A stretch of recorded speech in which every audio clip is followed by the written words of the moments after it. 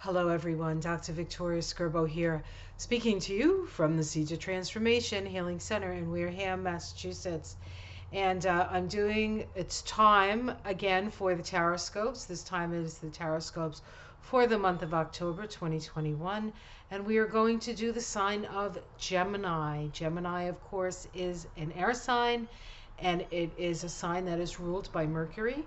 And it is a mutable air sign at that. And so if you have a Gemini Sun, a Gemini Moon, a Gemini Ascendant, perhaps a Gemini North Node, this would be a good reading for you. Now, of course, this also includes famous Geminis as well. If anybody's interested in that, you know what I might be talking about.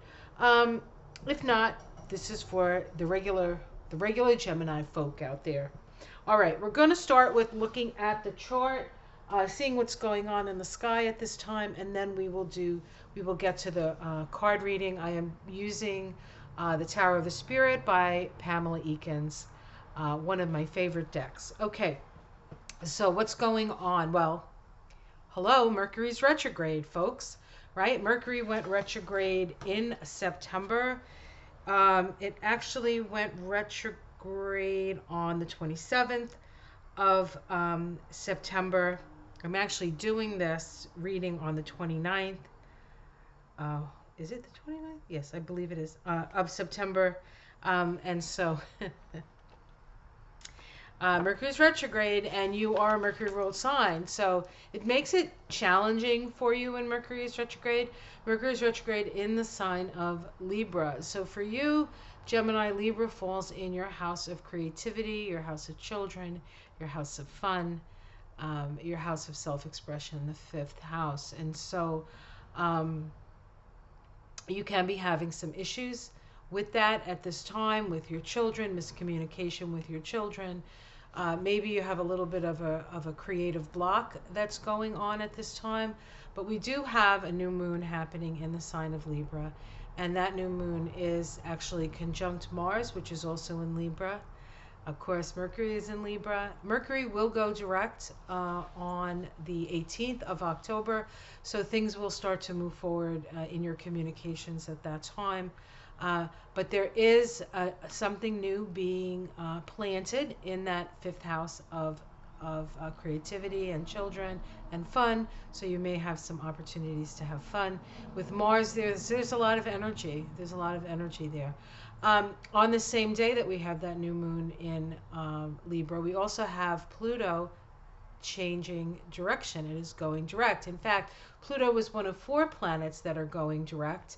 There's Pluto, and then there's Saturn, then there's Jupiter, and then finally there's Mercury. Jupiter and Mercury actually go direct on the same day, on the 18th, so you will probably notice a big shift in energy at that time. Mercury and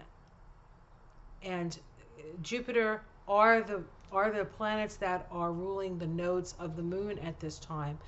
Mercury ruling the North Node in Gemini, and Jupiter ruling the South Node in Sagittarius. And so we will have some realizations around the evolution of our emotional body. And in fact, we have a trine between Mercury and Jupiter that we actually have 3. We have one that occurred in September, the end of September, one that is occurring on the 3rd of October, and the last one is going to be the 1st of November. And so this is a trine of understanding. It has a Sagittarius energy to it. So it's about understanding. It's about social rewards.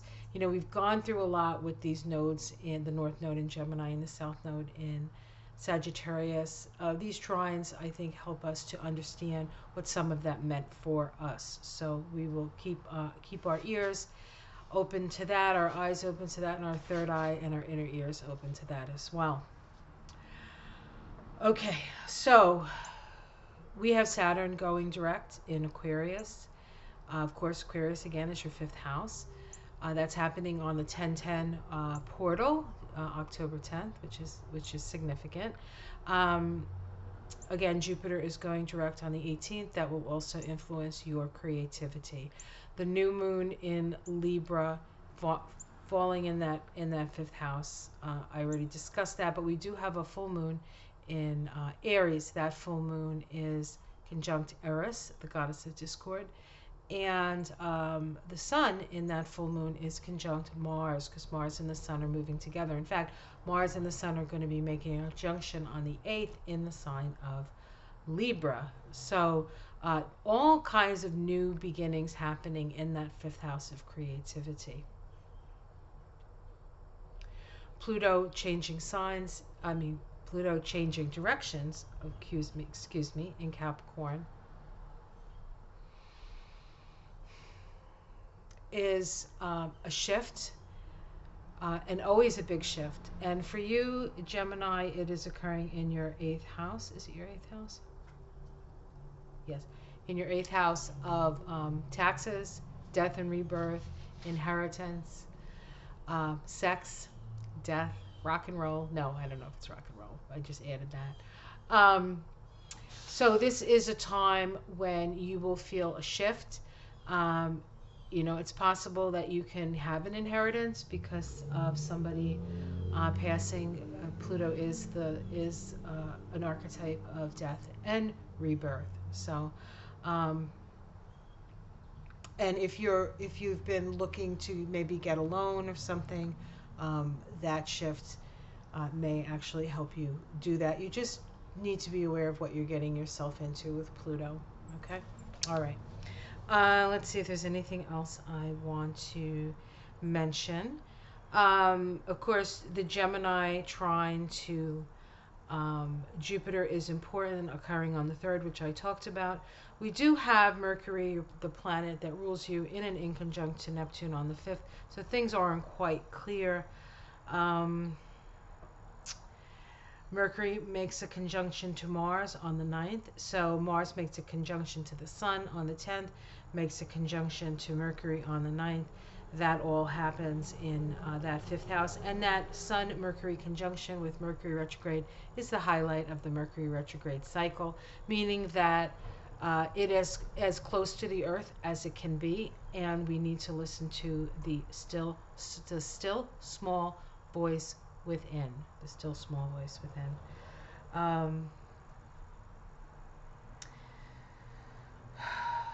Mars will be moving into Scorpio on the 30th, so Mars moves into your house of health, so you need to be aware of that.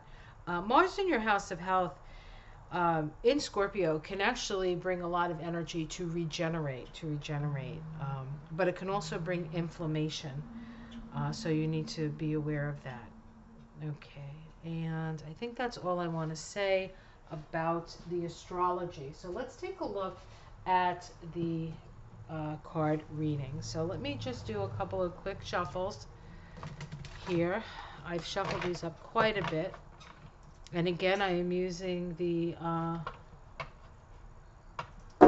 oh Jesus, sorry, a bird just hit the window. Hope he's okay. Goodness, it was a big bird. It was a grackle. He's fine. He's just so big. He's on my finch feeder, and they don't really fit on the finch feeder that well. Of course, that doesn't stop them from eating off the finch feeder. But he did hit the window, but he seems okay. I actually had a bird flying. I'll open the window because sometimes they hit the window in their fervor. And I can't really put it further away from the window because I hang it off the eave. But I had a little bird come in, and I had to save him, and he bit me. Which is okay, because that doesn't bother me. I have a parrot. When he bites me, it bothers me. Okay, let's get going. You don't need to hear about my woes, my bird woes, do you? My songs of woe. Okay. What's coming up, Gemini? Moving on. We're moving. Chariot. Things are moving and moving quickly. Moving quickly, Gemini. You are on the path.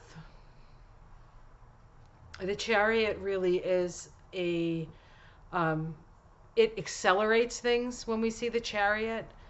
And the Chariot is a card that's associated with the soul coming into the armor of the personality or the armor of the life in order to function, to have the soul function on the physical plane. So that's a pretty powerful aspect. So the challenge here is temperance. The challenge is keeping your balance. Temperance is a healing card. Temperance says to us you cannot get caught up in extremes here. And of course, with all the duality and the north node of the moon being in your sign, there is an intensity that comes along with Gemini that can, you have to watch your nervous system, that you don't burn yourself out. The nervous system is ruled by Mercury, and the brain is ruled by Uranus. And Mercury and Uranus, well, Uranus is in Taurus right now. Uranus is always a little stressful. And of course, Mercury is retrograde. So you have to really watch your nervous system at this time. And there we have at the root your card, folks. The Lover's card is a Gemini card. The Lover's card is about choices that we make. Choices that we make. So the choices that you make at this time are going to be very, very important. Actually, how things work out will completely depend on the choice that you make. In the past, we have the great work. This is the 10 of Earth. This is the work of bringing spirit to Earth. So you have done some good work. It's also a card of prosperity. So we have some prosperity there in the past. And in the sky, we have the Tower. In the sky, we have the Tower. So I have picked 1, 2, 3, 4, 5 cards, and 4 of them have been major arcana. This is a big month for you, Gemini, and this includes people who may not be listening to this, but who are prominent Geminis. Gemini, the Tower coming up. The Tower, while it seems like a scary card, and it can be a scary card, if you are true to yourself, it's not as scary. The Tower requires us to be true to who we are. All the facades, all the things that we have built, all the lies or half-truths that we tell ourselves, all come tumbling down with the Tower. So this is a time of illumination. The Tower, the lightning strike that comes down from the Tower is spirit.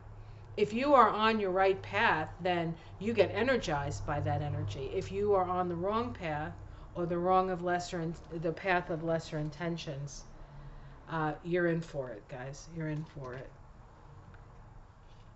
And it is a card of illumination.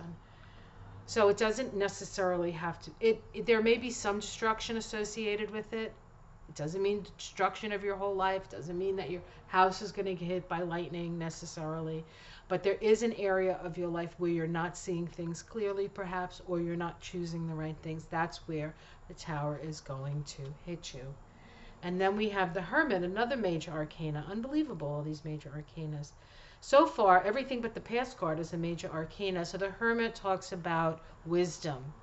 It talks about going within, listening to that small, still voice. And it talks about healing. So there's an opportunity for healing. There's an opportunity for wisdom here. This is a Virgo card. This is a Virgo card, so you must watch your health. How it's seen from the outside, good works. It's interesting. The two Pentacle cards that I probably like the most is the 3 of Pentacles and the 10 of Pentacles, because it really indicates meaningful work, meaningful work. So you have done meaningful work. Thank you, Gemini. In the domestic situation, we have the 8 of Earth, the 8 of Pentacles. That means that you are climbing the mountain and you're not quite done. You still have work ahead of you. So even though you've done a lot of good work, there's still a lot of work ahead of you. And some of it is repetitive. Excuse me. Is that you, bunny? Is there a bunny in there? I think a bunny just climbed into the brush by my window. So, sorry. I got distracted by a bunny. That's very OC. That's very ADD, and that is also very Gemini. So, I'm in alignment with the Gemini energy. Ooh, what was that? A bird? A plane? Superman? Okay, next card. Hopes and fears. The Mother of Water. This is nurturance. I wouldn't say you fear it. I feel that you hope for it. You will get it. You will get it. No matter what you've done, good, bad, or indifferent, you deserve love, and you will get love. Not everybody's going to love you, and that's okay, because not everybody has to love you. The main thing is that you love yourself.